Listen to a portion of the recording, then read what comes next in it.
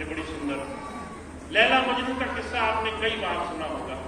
महाराज जी बड़े प्रेम से किस्सा सुनाया करते थे, कहा करते थे सांसारिक प्रेम की कथा है ये। लैला राजकुमारी थी, मजनू उसके प्रेम में पड़ गए। अब राजकुमारी को देखना आसान नहीं था कि कैसे राजकुमारी को देखें, तो मजनू इतना उसके ख्याल में डूबा रहता था कि 24 घंटे उसके मुंह से लैला का ही नाम निकलता था। लोग उसको पागल कहने लगे कि प्रेम में इतना पागल हो गया, ये अपना नाम तक ठीक से नहीं लेता। एक दिन मजनू को पता चला राजकुमारी महल से बाहर खैरात बांटने, गरीबों को, मांगने वाले को दाद देने आएगी, तो उसने वैसा ही रूप धर लिया। वैसे ही मांगने वालों के बीच में फटे कपड़े पहन करके कतार में खड़ा हो गया। जब लैला आई तो उसने जैसा मुंह देखा वैसा दान दिया। किसी को देखा उसको भोजन दिया, अन्न दिया, किसी को कीमती चीजें दी, कपड़े दिए, किसी को और कीमती चीजें उसने दी। एक एक करके वो कतार में सबको बांटती जाती थी। जब सबसे आखिर में पहुंची तो उसने मजनू को देखा। मजनू ऐसा प्याला करके सामने खड़ा था। लैला ने जोर से लात मारी, उसका प्याला कहीं दूर गया, टूट गया। और ऐसी बेकदरी देख करके लोगों को बड़ा दुख हुआ। लोगों ने सोचा इतने मांगने वाले आए, सबको कुछ ना कुछ मिला, इस बेचारे की क्या गलती थी, इसको तो कुछ मिला भी नहीं, इसको तो बेइज्जत भी कर दिया गया। पर जब लोगों ने मजनू को देखा तो मजनू हंस रहा था। अब लोगों को और आश्चर्य हुआ, बदनामी हुई, बेइज्जती हुई, लोगों के सामने इतना बुरा व्यवहार किया राजकुमारी ने, वो तो अलग बात है, पर ये तो पागल ही हो गया, ये तो हंसने लगा।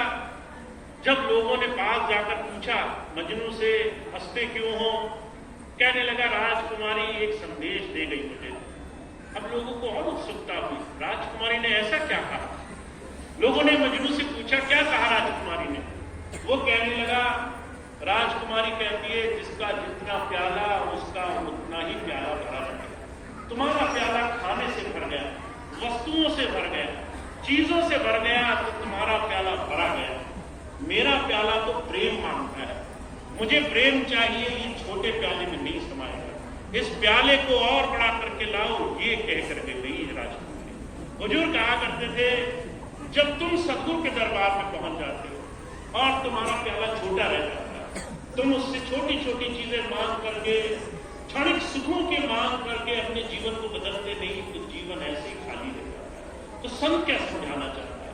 अपने प्याले को बड़ा करो, अपने आप को पात्र बनाओ, अपने आप को गुरु की नजदीकी में बैठकर अपना कद ऊंचा करो, देने वाला करो, किसी से प्रेम से बात करो, किसी के लिए मिठास रखो दिल में। हुजूर कहा करते थे, तुलसी साहब ने बहुत सुंदर बात कही है, कहा वर्षी करण्यक मंत्र है, तजदे वचन कठोर, तुलसी मीठे वचन से सुख उपजे चोर। अगर तुम चाहते हो तुम्हारे जीवन में सब लोग तुम्हारा भला चाहे, तो एक बहुत सुंदर मंत्र अपने जीवन में अपना लो, देने वाले। और अगर कुछ नहीं दे सकते हो, अगर पैसा नहीं है, अगर संपन्न नहीं हो, अगर संसार की वस्तुएं नहीं है, तो कम से कम मीठी वाणी दिया, लोगों को मिठास से बोला।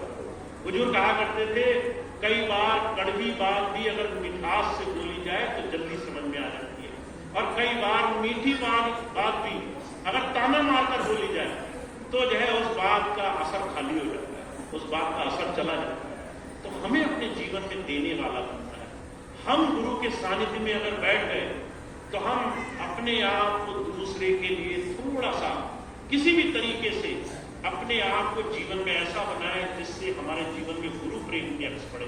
और इसका एक आसान सा तरीका है, पहले अपना व्यवहार मीठा करो, पहले अपने आप को लोगों के साथ उतना ही जोड़ो जितना लेन देन हो, उससे ज्यादा, जरूरत से ज्यादा संबंध न बांधना, जरूरत से ज्यादा लोगों की आवभगत स्वीकार न करना, जरूरत से ज्यादा लोगों के घर जाकर न बैठना।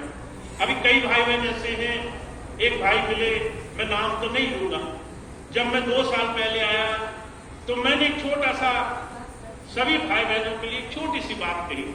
मैंने कहा सत्संग कराते हो, सेवा नहीं भी हो, पैसा ना भी हो पल्ले, कोई बात नहीं, सत्संग जरूर करना। जब तुम सत्संग कर लेना, अगर 2 पैसे कोई सेवा दे जाए तो जो सेवा करा रहा है उसी के यहां छोड़ाना, उससे कहना भाई तुम्हारे 1000 खर्चे तुम पहले ये निभाओ। तो एक भाई आए मेरे पास कुछ दिन बाद, कहने लगे भैया जी मेरा खर्चा नहीं चल रहा, मैं सत्संग करने जाता हूं, मेरा खर्चा नहीं चल रहा, मुझे आप तनख्वाह बांध दें। मैंने कहा भाई पहले खर्चा कैसे करते थे? कहने लगे लोग देते थे उसी से खर्चा चल रहा। मैंने हाथ यह काम कर रखे, मैंने कहा ये लोगों के दिए हुए से अपना खर्चा चलाता था, अब दूसरी तरफ कहता मेरा जीवन अच्छा क्यों नहीं? अगर हमारा जीवन सिर्फ लोगों की आवभगत, सत्कार, लेन देन, लोगों के सिर्फ लेने देने पर टिका हुआ है तो समझ लेना संतों की दया से आप अभी भी बहुत दूर हो उनकी शिक्षाओं से। लेना देना थोड़ा कम करो, थोड़ा सा अपने जीवन में देने की प्रवृत्ति ज्यादा रखो। कोई तुम्हें दे तो उलट कर देने की भावना रखो, कोई तुम्हें कुछ खिलाना चाहे तुम उसको दुगना खिलाने की भावना रखो। कम से कम कर्जा चढ़ाकर वापस मत आओ। अगर आपने छोटी सी बात समझ ली तो आप अपने जीवन में बहुत कुछ प्राप्त करने वाले हैं। आप अपने जीवन में बहुत कुछ जीवन में संतों की शरण से प्राप्त कर लेंगे। तो एक छोटा सा नियम अपना लेना, अगर आपने अपने जीवन में किसी से भी लेन देन रखा तो उतना ही रखना जो बराबरी पर रह जाए। अगर वो आपकी तरफ घाटे में चला गया तो अगर आपने किसी भी तरीके से चीजें ली हैं तो दूसरे तरीके से चुकानी पड़ जाएगी। अगर आपने किसी तरीके से भी चीजें रखी हैं तो दूसरी तरीके से वो कर्म भोग भोगना पड़ता है। तो हुजूर कहा करते थे संत इंसान को इंसानियत सिखाना आता है। हम मनुष्य हैं तो मनुष्यता ये कहती है कि अपने जीवन में पहले दूसरे का सत्कार, दूसरे की सेवा, दूसरों की भलाई के लिए जीवन जीने वाले। इसी बात को गोस्वामी जी ने कहा है, इसको अपने जीवन का आधार मान लेना।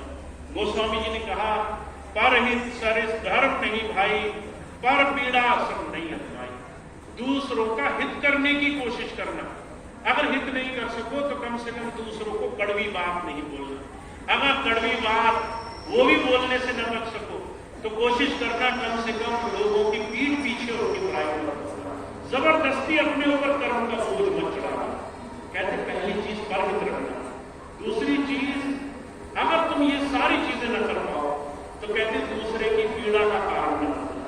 अपने सुख के लिए दूसरे को कष्ट नहीं पहुंचना चाहिए, अपनी अच्छाई के लिए दूसरे को तकलीफ नहीं पहुंचनी चाहिए। अब इस चीज को जितनी जल्दी आप समझ जाओगे उतनी ही जल्दी उस प्रभु की कृपा के पात्र बन जाओगे।